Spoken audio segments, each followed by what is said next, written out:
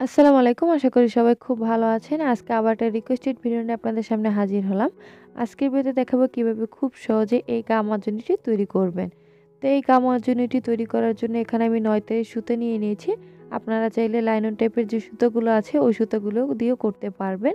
যেহেতু ছোট বাচ্চাদের ক্ষেত্রে করব এজন্য আমি ৯ তারের সুতো দিয়ে করছি। আর কাটা হিসেবে এখানে আমি ১০ নাম্বার সিরিয়াল একটা কাটা নিয়ে নিয়েছি। তো শুরুতে আমি সুতাটা একটা স্লিপ নট করে নিলাম। কিভাবে কুশি কাটা দিয়ে বেসিক কাজ করবেন এ নিয়ে আমার চ্যানেলে ভিডিও আছে। আমি ওই ভিডিওগুলোর লিংক ডেসক্রিপশন বক্সে দিয়ে দেব। তো এবার এখানে আমি শুরুতেই 30টা চেইন করে নিচ্ছি। তো আপনারা আপনাদের পছন্দ মতো করে কিন্তু এখানে চেইনগুলো করে নেবেন। ঠিক কতটা চওড়া করতে চান ওই হিসাব করে কিন্তু শুরুতে এখানে চেইনগুলো করে নিতে হবে। তো এখানে আমি 30টা চেইন করে নিচ্ছি শুরুতেই। তো দেখুন এখানে আমি 30টা চেইন করে নিয়েছি। আপনারা ঠিক যতটা চওড়া করতে চান এই মাজনিটি ওই সমান করে কিন্তু এখানে চেইনগুলো করে নেবেন। তো এবার 30টা চেইন করার পরে আমি শুরুতে 3টে চেইন বাদ দিয়ে 4 নাম্বার যে চেইনটা আছে ওই চেইনের মাঝখানে 2টা ডাবল ক্রোশেট করে নিচ্ছি।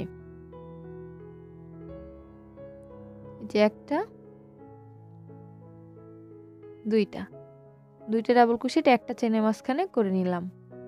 তো এবার এই যে এতে করে কিন্তু দেখুন 2টা ডাবল ক্রোশেট আর ওই 3টে চেইন মিলিয়ে টোটাল 3টা ডাবল ক্রোশেটের সমান হলো। এবার বাকি যতগুলো চেইন আছে এর প্রত্যেকটা চেইনে আমি একটা একটা ডাবল ক্রোশেট করে নেব।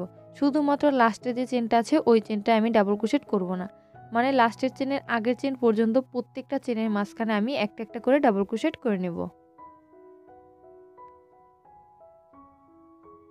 তো দেখুন করে নিয়েছি। এবার এই যে লাস্টের যে চেইনটা বাকি রেখেছিলাম ওই চেইনটার মাঝখানে কাজটা করব। তো ওই একটা চেনের মাঝখানে এবার আমি 6টা ডাবল ক্রোশেট করে নিব। এতে করে কিন্তু এখানে একটা রাউন্ড শেপের মতো হবে। মানে আমার কাজটা কিন্তু এখান থেকে ঘুরে যাবে। তো এই একটা চেনের মাঝখানে এবার আমি 6টা ডাবল ক্রোশেট করে নিচ্ছি। 2, 3, 4, 5, 6। তো একটা চেনের মাঝখানে কিন্তু আমি 6টা ডাবল ক্রোশেট করে নিলাম। আর এই 6টা ডাবল ক্রোশেট করার কারণে কিন্তু এখানে একটা রাউন্ড শেপের মতো হয়েছে, যাতে করে দেখুন সুতোটা কিন্তু ঘুরিয়ে আবার ঠিক যে চেনগুলোতে একটা একটা ডাবল ক্রোশেট করেছি ওই চেনগুলোতে কিন্তু আবার এসে গেছে। তো এবার আবার ওই চেনগুলোতে আমি কাজটা করব। এই যে দেখুন যে চেনগুলোতে আমি একটা একটা ডাবল ক্রোশেট করেছি এই যে শুধুমাত্র লাস্টের মানে প্রথমে যে চেনটা ওই চেনটার মাঝখানে কিন্তু 2টা ডাবল ক্রোশেট করেছিলাম। তো ওই ঘরটার আগের চেন পর্যন্ত প্রত্যেকটা ঘরে আবার আমি একটা একটা করে প্রত্যেকটা ঘরে ডাবল ক্রোশেট করে নিয়েছি। মানে প্রত্যেকটা চেনের মাঝখানে আবার আমি একটা একটা করে ডাবল ক্রোশেট করে নিয়েছি। শুধুমাত্র শুরুতে যে চেনটার মাঝখানে 2টা ডাবল ক্রোশেট করেছিলাম ওই ঘরটার আগের ঘর পর্যন্ত। তো দেখুন করে নিয়েছি। তো এদিক মানে এই সাইডটা যদি দেখি তাহলে কিন্তু এখানে রাউন্ডটা ঘোরার জন্য একটা ঘরের মাঝখানে 6টা ডাবল ক্রোশেট করেছিলাম। আর এই সাইডে কিন্তু অলরেডি 3টা ডাবল ক্রোশেট রয়ে গেছে। তার 3টে ডাবল ক্রোশেট বাকি আছে বিধায় আমি ওই একটা ঘরের মাঝখানে আবার 3টা ডাবল ক্রোশেট করে নিচ্ছি। তাহলে কিন্তু আবার একটা চেনের মাঝখানে 6টা ডাবল ক্রোশেট হয়ে গেল।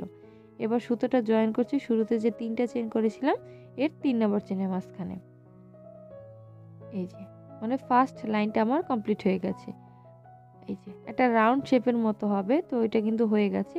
এবার শুধুমাত্র প্রত্যেকটা চেনের মাঝখানে আমি একটা একটা ডাবল ক্রোশেট করে আর একটা লাইনটা হবে প্রত্যেকটা ঘরে একটা একটা ডাবল ক্রোশেটের লাইন। এর জন্য শুরুতে আমি 3টা চেন করে নিচ্ছি একটা ডাবল ক্রোশেটের সমান করে। এই যে শুরুতে আমি 3টা চেন করে নিলাম। 3টা চেন করার কারণে ওই ঘরটার মাঝখানে একটা ডাবল ক্রোশেট হয়ে গেল। এবার পরবর্তী চেনের মাঝখানে আবার একটা ডাবল ক্রোশেট করে নিচ্ছি। এই যে পরবর্তী চেনের মাঝখানে একটা ডাবল ক্রোশেট তুলে নিলাম। এবার আবার ঠিক পাশের চেনের মাঝখানে আরও একটা ডাবল ক্রোশেট তুলে নিলাম। তো এভাবে করে প্রত্যেকটা চেনের মাঝখানে এবার আমাকে একটা একটা করে ডাবল ক্রোশেট করে নিতে হবে। খুবই সহজ, জাস্ট প্রত্যেকটা চেনের মাঝখানে আমি একটা একটা করে ডাবল ক্রোশেট করে পুরো রাউন্ডটা ঘুরে আসব।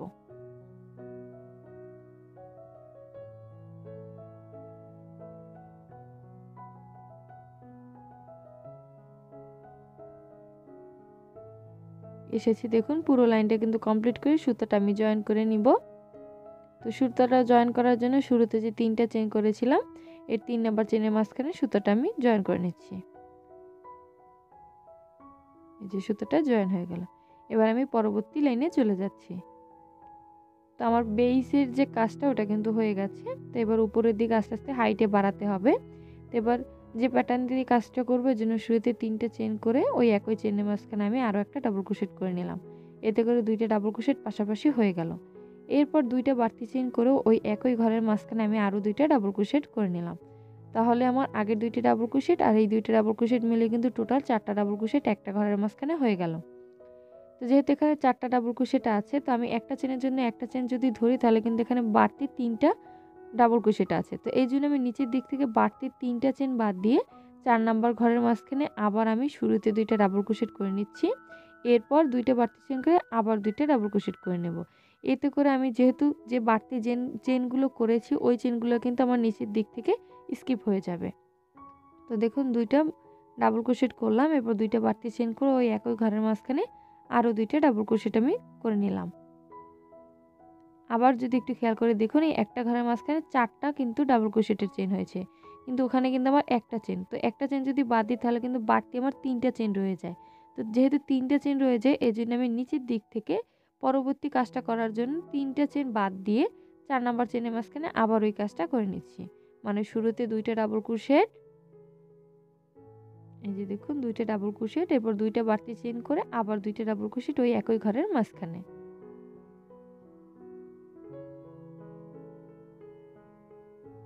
একটা 2টা এইভাবে করে কিন্তু এই লাইনটা কন্টিনিউ করতে হবে। খুবই সহজ একটা লাইন। এই যে দেখুন আবার সেম ভাবে নিচের দিক থেকে আমার 3টে চেন বাদ দিয়ে 4 নাম্বার চেনের মাঝখানে শুরুতে 2টা ডাবল ক্রোশেট করতে হবে। এরপর 2টা বাড়তি চেন করে আবার 2টা ডাবল ক্রোশেট। এইভাবে করে কিন্তু লাইনটা কন্টিনিউ করতে হবে। এই যে দেখুন 2টা ডাবল ক্রোশেট করলাম, এরপর 2টা বাড়তি চেন করে আবার ওই একই ঘরের মাঝখানে আরও 2টা ডাবল ক্রোশেট আমি করে নিলাম। এই যে হয়ে গেল। তো বাকি পুরো রাউন্ডটা কিন্তু এই সেম প্রসেসে আমি করে নেব। একদম এই যে যেখান থেকে শুরু করেছি ওই পর্যন্ত কিন্তু ঘুরিয়ে কাজটা করে নেব। আচ্ছা দেখুন এখানে কাজটা করে নিয়েছি। এখানে একটু সমস্যা হয়েছে, সমস্যাটা যেহেতু আমি চেন হিসেব করে করিনি এর জন্য কিন্তু এখানে আমার 2টা চেন বাকি আছে। এখানে কিন্তু 3টা চেনের একটা গ্যাপ থাকার কথা ছিল। যেহেতু আমি সুতা হিসাব মানে চেন হিসেব করে কাজটা করিনি এর জন্য কিন্তু আমার এখানে এইটা মিলে নাই। তো না মিললেও কোনো সমস্যা নেই, ঠিক যেভাবে আছে ওইভাবেই আমি সুতাটা জয়েন করে এটা মিল করে নিলাম। এখানে যদি না মিলে এখানে ভয় পাওয়ার কোনো মানে ব্যাপারই নেই, ঠিক যেভাবে মিলবে ওইভাবেই কিন্তু কাজটা কন্টিনিউ করতে হবে। তো এবার এই যে 2টা চেনের ঘরের মাঝখানে সুতোটা আমি স্লিপ স্টিচ করে জয়েন করে নিচ্ছি। তো একবার একটা স্লিপ স্টিচ করলাম, এরপরে যে দেখুন আবার একটা স্লিপ স্টিচ করে এই যে 2টা চেনের স্পেসের মাঝখানে সুতোটা আমি নিয়ে আসলাম। এবার পরবর্তী লাইনটা ঠিক আগের মতোই হবে। শুরুতে 3টে চেন করে একটা ডাবল ক্রোশেট, এরপর 2টা বাড়তি চেন করে আবার 2টা ডাবল ক্রোশেট। তাহলে কিন্তু আবার 4টা ডাবল ক্রোশেট ওই একটা ঘরের মাঝখানে আমার হয়ে যাবে। এই যে তো এবার কাজটা আরও সহজ। শুধুমাত্র দেখুন পরবর্তী যে ঘরের মাঝখানে যে 2টা চেনের স্পেস ওই স্পেসের মাঝখানে আবার ঠিক আগের মতো করে শুরুতে 2টা ডাবল ক্রোশেট করতে হবে, এরপর 2টা বাড়তি চেন করে আবার 2টা ডাবল ক্রোশেট করতে হবে। মানে এই লাইনটা আরও সহজ। এই যে 2টা বাড়তি চেন, এরপর আবার 2টা ডাবল ক্রোশেট, 2টা আবার পরবর্তী ঘরের মাঝখানে সেম ভাবে শুরুতে 2টা ডাবল ক্রোশেট করব, এরপর 2টা বাড়তি চেন করে আবার 2টা ডাবল ক্রোশেট করব। 2টা ডাবল ক্রোশেট, 2টা বাড়তি চেন, আবার 2টা ডাবল ক্রোশেট।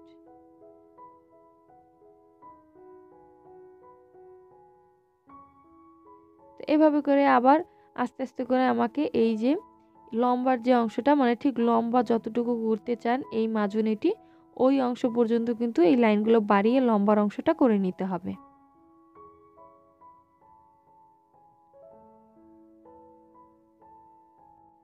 তো দেখুন এখানে আমি কিন্তু টোটাল 11টা লাইন করে নিয়েছি। এই যে 11টা লাইন করে এই লম্বার অংশটা করে নিয়েছি। তো আমি আরও 2টা লাইন করব, এটা ডাবল ক্রোশেটের লাইন করব। তো আপনারা আপনাদের পছন্দ মতো করে কিন্তু লম্বার এই লাইনগুলো বাড়িয়ে নেবেন। তো পরবর্তী লাইনটা খুবই সহজ। পরবর্তী লাইনটার জন্য শুরুতে আবার দেখুন 2টা চেনের স্পেসের মাঝখানে শুরুতে সুতাটা একটা স্লিপ স্টিচ করে জয়েন করে নিলাম।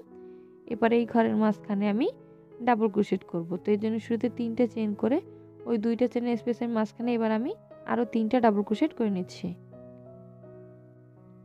যে দেখুন 2 3 3টে ডাবল ক্রোশেট আর ওই 3টে চেন মিলে কিন্তু টোটাল 4টা ডাবল ক্রোশেট হয়ে গেল।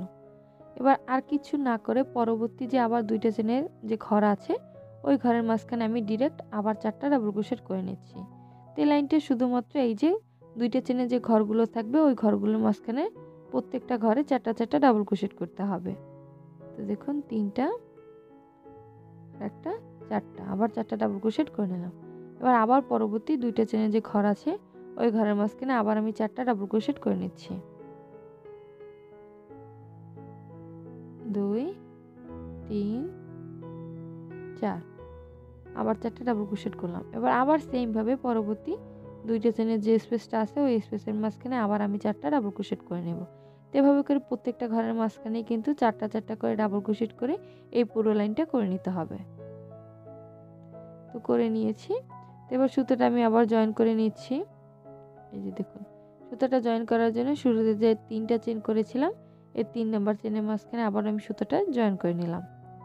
হয়ে গেছে। তো আমি আর একটা লাইন করব। আপনারা কিন্তু ডাবল ক্রোশেটের লাইন আরও একটা করতে পারেন, তবে আমি আর ডাবল ক্রোশেটের লাইন করব না। এবার আমি একটা হাফ ডাবল ক্রোশেটের লাইন করব।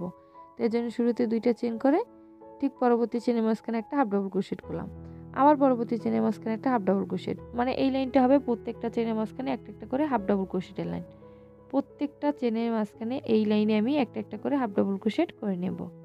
এই যে দেখুন প্রত্যেকটা চেনের মাঝখানে কিন্তু আমি একটা করে হাফ ডাবল ক্রোশেট করে নিচ্ছি। তো এইভাবে হাফ ডাবল ক্রোশেট করে এই পুরো লাইনটা আবার আমি কমপ্লিট করে নিব। তো এখানে কিন্তু এই হাফ ডাবল ক্রোশেটের লাইন কিন্তু আপনারা চাইলে আরও বাড়িয়ে করতে পারেন, আপনাদের পছন্দের উপর নির্ভর করে কিন্তু এখানে লাইনগুলো বাড়িয়ে বা কমিয়ে নেবেন। এই পুরো লাইনটা আমি হাফ ডাবল ক্রোশেট করে নিব। তো দেখুন করে নিয়েছি, আমি সুতাটা এখানে কেটে নিয়েছি। তো এবার আমি একটা ফিতা তৈরি করব। তো ফিতাটা খুবই সহজ, জাস্ট চেন করে আমি ফিতাটা তৈরি করে নেব। এর জন্য শুরুতে সুতাটা একটা স্লিপ নাট করে এই যে দেখুন একটা স্লিপ নাট করে নিলাম। এবার আমি শুধুমাত্র চেন করব। তো চেনগুলো একটু কাছাকাছি করতে হবে, মানে লুজ করা যাবে না, একটু টাইট করে চেনগুলো করতে হবে। যেহেতু আমি আর মানে শুধুমাত্র চেন করে এই ফিতাটা তৈরি করব, এর জন্য চেষ্টা করবেন চেনগুলো একটু কাছাকাছি করার জন্য, যাতে করে চেনগুলো একদম কাছাকাছি থাকে, লুজ না দেখায়। এভাবে করি আমি এখানে চেন মানে আস্তে আস্তে চেন বাড়িয়ে ঠিক যতটা লম্বা করতে চান এই ফিতাটা ওই হিসাব অনুসারে কিন্তু এখানে এই ফিতাটা মানে চেনগুলো বাড়িয়ে ফিতাটা তৈরি করে নিতে হবে। তো দেখুন করে নিয়েছি। তো এবার আমি ফিতাটা লাগিয়ে দেখিয়ে দিচ্ছি। তো লাগানোর জন্য জাস্ট দেখুন এই যে মাঝখান বরাবর রেখে কাটার মাঝখান থেকে সুতাটা টেনে টেনে একটু খেয়াল করলে বুঝতে পারবেন কিভাবে আমি সুতাটা জাস্ট উপর নিচ করে কিন্তু আমি নিয়ে আসছি। যে এভাবে করেই লাগিয়ে নিতে হবে। এই যে একটু খেয়াল করলে বুঝতে পারবেন কিভাবে আমি এই যে সুতাটা লাগিয়ে নিচ্ছি।